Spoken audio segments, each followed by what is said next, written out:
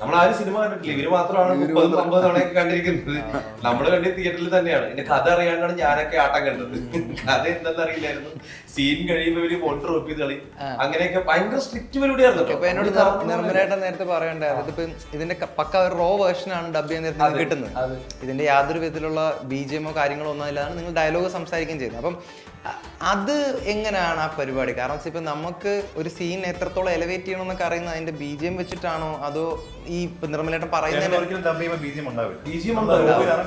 അല്ല, ഒരു പ്രൊജക്റ്റിലും നമ്മൾ ഡബിങ് പ്രോസസ്സിൽ BGM ഒന്നും ഉണ്ടാവില്ല. നമ്മൾ റോയൽ തന്നെ മലയാള സിനിമ ഏത് ലാംഗ്വേജിലാണെങ്കിലും ഓൺ ലാംഗ്വേജ് ആണെങ്കിലും ഡബിങ് പ്രോസസ്സിൽ BGM ഒന്നും ഉണ്ടാവില്ല. ഈവൻ കൗണ്ടർ പോലും ഉണ്ടാവില്ല. ഞാൻ ഡബ് ചെയ്യുമ്പോ ഇപ്പൊ ഋഷഭ് സാറിന്റെ ഓപ്പോസിറ്റ് നിൽക്കുന്ന ക്യാരക്ടറിന്റെ ഒറിജിനൽ ശബ്ദമായിരിക്കുള്ളൂ. ആരാ ഡബ് ചെയ്യുന്നൊന്നും എനിക്കറിയില്ല. നമ്മളപ്പോ ഇവരുടെ വിശ്വാസത്തിൽ അല്ലെങ്കിൽ ഇവരുടെ കരുത്തിലാണ് മുന്നോട്ട് പോകുന്നത്. ഇവർക്കറിയാലോ കഥ. അപ്പൊ ഇവര് പറഞ്ഞു ഇതാണ് ഇമോഷൻ, ഇതാണ് മീറ്റർ, ഇതാണ് സംഭവം. അപ്പൊ അങ്ങനെ പിടിച്ചാണ് നമ്മൾ ഓരോ ഡയലോഗ്